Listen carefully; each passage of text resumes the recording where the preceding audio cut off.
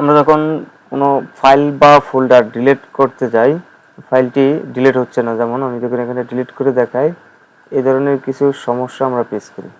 যেরকম সমস্যা দেখায়, এই ফাইলটি ডিলিট করার জন্য কিছু কমান্ডের মাধ্যমে আপনি ডিলিট করতে পারেন।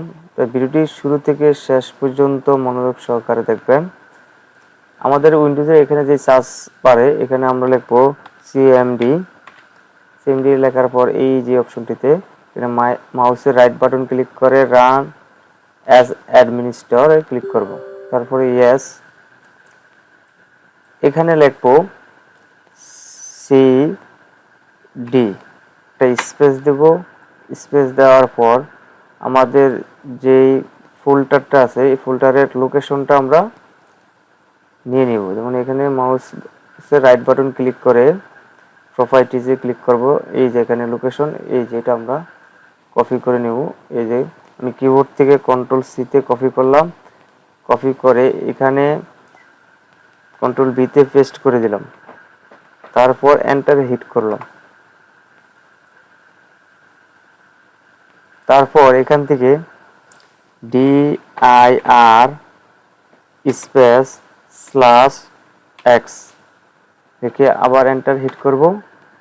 এন্টারে হিট করার পর এই যে অপশনটিতে আসার পর এখানে আপনি দেখতে পারবেন আপনার যে ফোল্ডারটি ডিলিট হয়নি সেটা এখানে দেখাবে।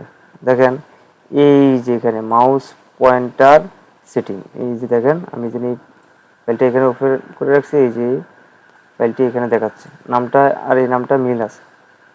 আমরা এই অপশনটা কপি করব। এখান থেকে আমি কিবোর্ড থেকে কন্ট্রোল সিতে কপি করলাম। কপি করার পর এখানে লিখব আর MDIR space slash Q space slash S, তারপরে স্পেস লিখে যে লেখাটা কপি করছি এটি কন্ট্রোল বিতে পেস্ট করব। করার পর এন্টার হিট করব।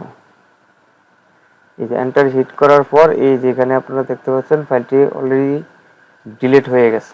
দেখেন যদি এখন কেটে দিয়ে দেখেন ফাইলটি এখন ডেস্কটপে দেখাচ্ছে না। অতি সহজে আপনারা এই ধরনের ফাইলগুলোকে ডিলিট করতে পারেন।